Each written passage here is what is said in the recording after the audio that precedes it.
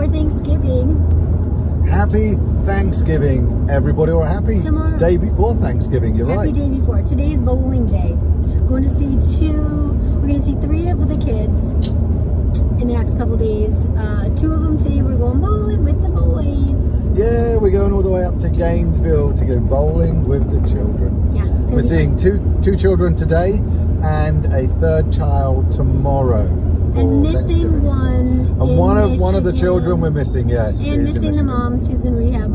But we get to see 3 of the kids, and that is for us super duper exciting.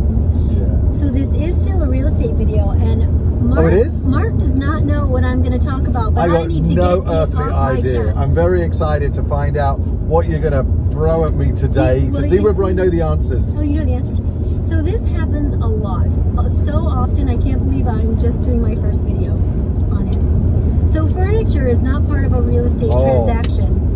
You can take a pen and put a period right at the end of that sentence. Unless the property is being sold furnished, turnkey, or even partially furnished. So stressful. Furniture makes a property sale so stressful. Oh my gosh. So in a nutshell, if you do not want your furniture and you don't have the ability to get rid of it, then you sell your property furnished.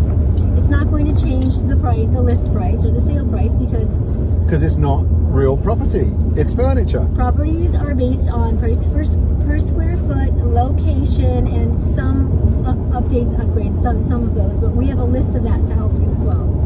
So anyway, if you do not want your furniture and you don't have the ability to get rid of it, and you're not sure if you can sell it or you don't want the hassle, then you just from day one, right? You sell it furnished. Go ahead. Okay, let's just play a scenario out, because this happens all the time. I'm going to be Mr. Seller. You're going to be Mrs. Buyer. Okay, I would like to sell you my home for $510,000 and it's furnished. Okay. Okay, so now I have to decide as the buyer, am I okay with this? Do I want the furniture? The last comparable sale was my property next door. They just sold their house for $500,000 even. Oh gosh. And I think my furniture's worth $10,000. Well, your furniture might be worth $10,000 on a separate addendum, in a totally different transaction. So my house is for sale for $510,000.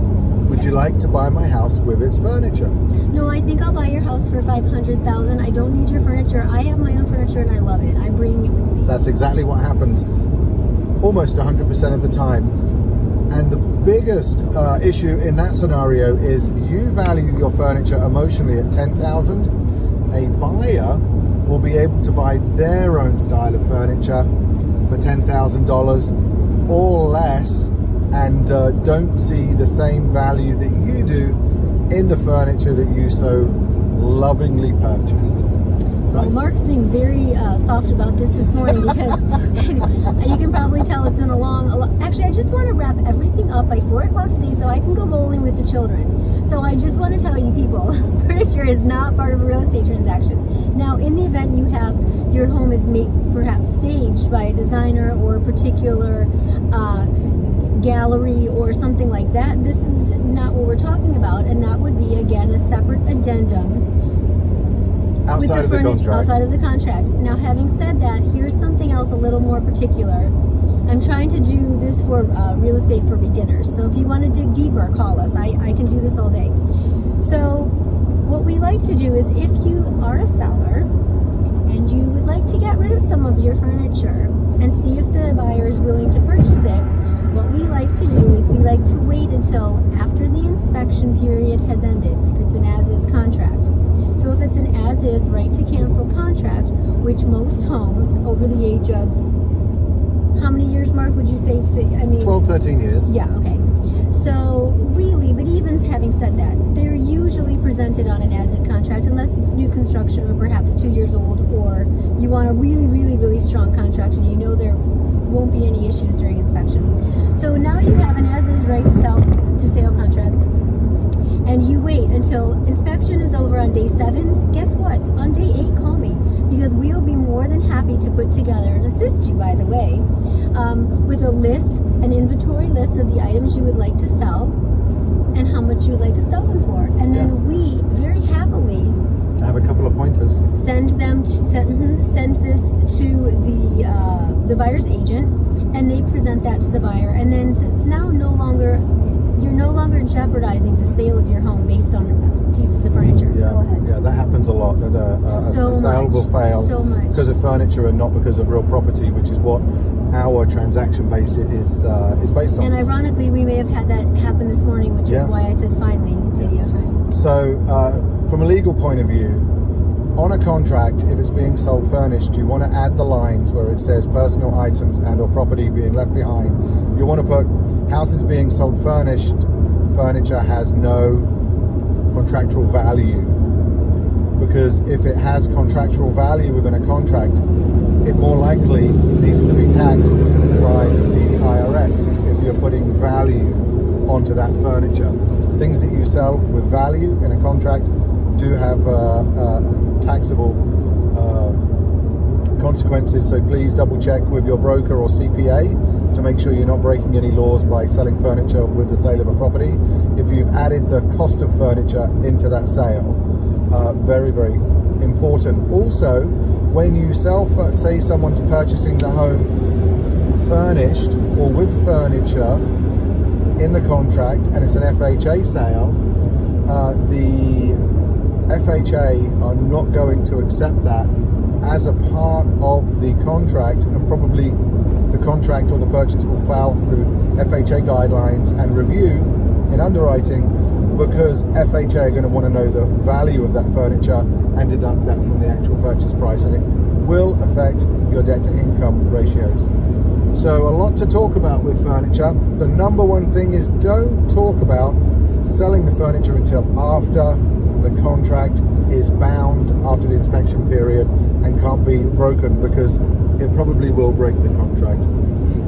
Yeah, that's it. You want to set yourself up for success from the beginning, and that's our. If you listen to us and you allow us to, listen to Angel about furniture, we can set you up for success from the beginning, because things will happen through it, and there will be moments of high anxiety. But let's just take that one off the board to begin with, right? Anyway, good subject, Angel, and you know. Oh, thank you so much. Yeah, when you deal with this stuff between the brokers and the buyers and sellers, I don't really get involved in that part of the transaction because it's not real property, which is my speciality, and you're more of a great communicator and able to navigate that stuff. So that was a great subject, and I see you get stressed about it sometimes on the phone talking to people, and you do a really, really good job of navigating. Well, it's not stress. I'm so direct. I'm working on my niceness, but you really don't lose many contracts when furniture's involved, but it's normally the highest stress point in that negotiation. Go figure. The furniture, right? Yes, furniture is personal, and you've used it and enjoyed it and sat on it and watched movies on it and had good experiences on it, or perhaps a cocktail party and you remember this furniture this way, but not, let's just all take the furniture out of the transaction for the moment. But please call us, because there are ways to do it for sure. We Angel, just need to do it right. Okay, happy Thanksgiving. You look so pretty. Oh no, I'm wearing something beautiful for Thanksgiving. I'm going bowling today, baby. All right, that was 9 minutes. So 9 minutes. Oh my God, it's time for us to get out of here and have some fun. Yep. I'm going to do more videos just because it's a good way for me to vent, but also it's a good way for you to learn if you really care.